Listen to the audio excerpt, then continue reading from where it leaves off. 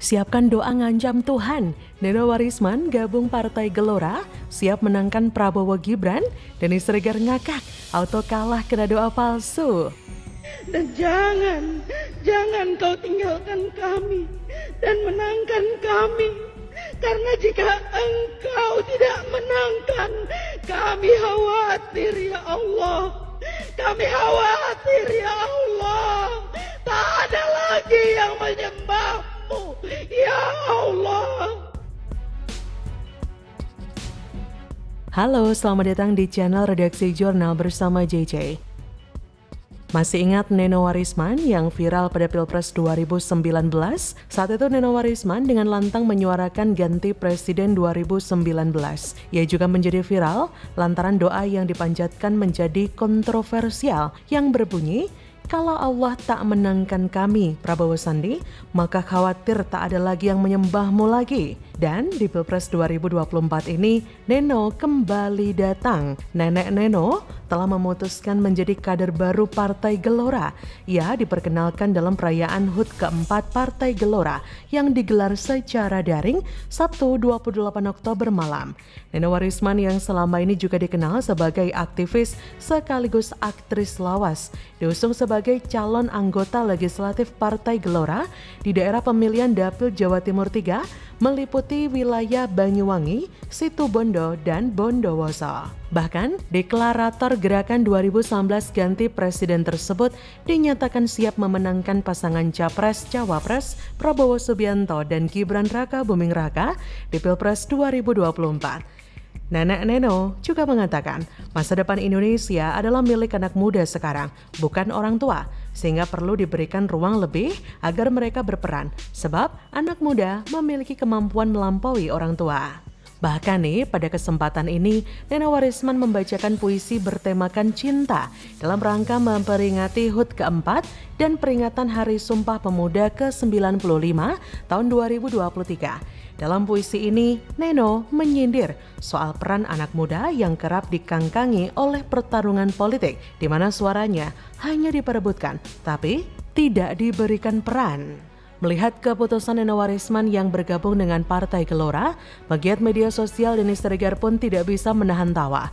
Ia bahkan nggak bisa berkata-kata lagi.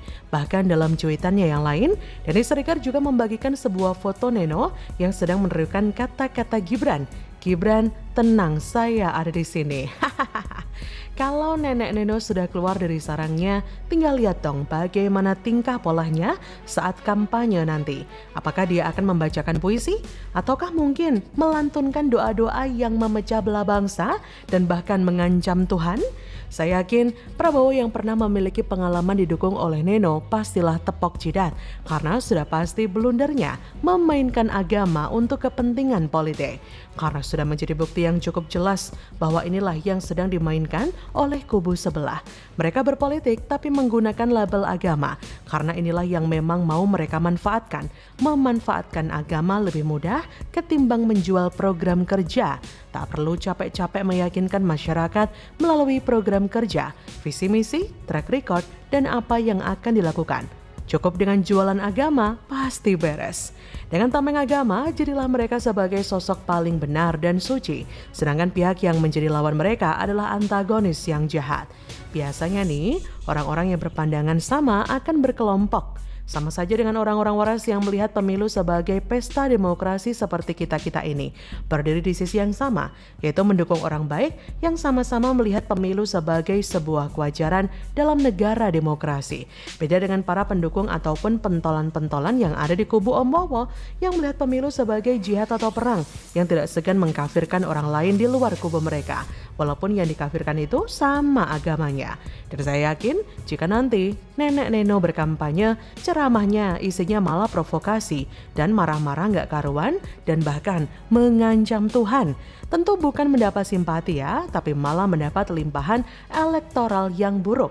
Prabowo akan semakin ditinggalkan dan dijauhi oleh masyarakat, termasuk anak muda, hanya gara-gara bergabungnya nenek Neno. Jadi bagaimana menurut Anda?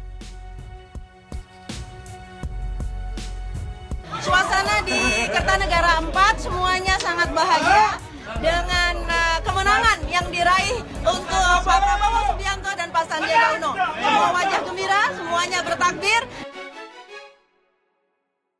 Iya, jadi memang mekanisme menyatakan satu putusan MK tidak sah itu tidak secara clear ya diatur.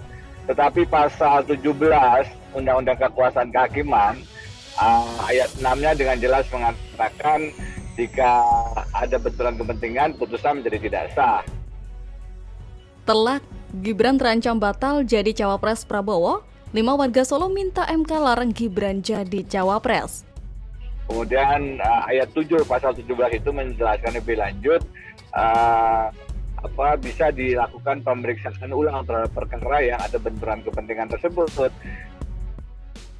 Halo, kembali berjumpa dengan Helmi Thohir di channel Redaksi Jurnal. Wali Kota Solo Gibran Rakabuming Raka telah didaftarkan ke KPU RI sebagai bakal calon wakil presiden bagi bakal calon presiden Prabowo Subianto pada Pilpres 2024 pada Kamis, 25 Oktober 2023 yang lalu. Pencalonan Gibran memunculkan pro dan kontra di tengah masyarakat. Pasalnya, Gibran dicalonkan sebagai bakal cawapres setelah keluar putusan perkara di MK terkait syarat usia calon presiden dan wakil presiden. Namun putusan MK itu juga dipersoalkan sejumlah kalangan. Mantan Wakil Menteri Hukum dan HAM Denny Indrayana bersama-sama sejumlah kalangan aktivis melaporkan putusan MK itu ke Majelis Kehormatan Mahkamah Konstitusi. Kamis, 26 Oktober 2023, sidang perdana MK dilaksanakan dipimpin Ketua MK Jimli Asidiki. Dalam persidangan yang terbuka untuk umum itu diperiksa kehadiran dan kerugian langsung dari masing-masing pemohon. Sebelum sidang ditutup, Denny meminta izin, menyampaikan masukan dan pandangan bahwa putusan MK tidak bisa dilepaskan dari proses pencalonan Pilpres 2024 karena perkara yang paling menjadi sorotan adalah putusan perkara nomor 90/PUU/21/2023 terkait usia minimal capres-cawapres dalam Undang-Undang nomor 7 tahun 2017 tentang pemilu yang membuka peluang Gibran menjadi cawapresnya Prabowo Subianto. Oleh karena itu, meskipun yang diperiksa adalah laporan dirinya kepada Hakim terlapor Anwar Usman, menjadi penting untuk juga memperhatikan masa pendaftaran pasangan capres-cawapres di KPU. Menurut dia, berdasarkan tahapan Pilpres, jadwal yang paling terkait adalah pengusulan bakal pasangan calon pengganti yang dimulai pada tanggal 29 Oktober dan berakhir pada 8 November 2023.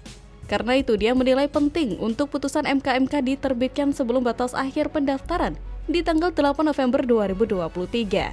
Kata Denny, jika putusan MK perkara nomor 90 tidak sah karena pelanggaran etika Hakim Konstitusi Anwar Usman, maka konsekuensinya Gibran tidak bisa ditetapkan KPU sebagai paslon cawapres dari capres Prabowo Subianto, sehingga Gibran bisa diganti sebagai cawapres Prabowo.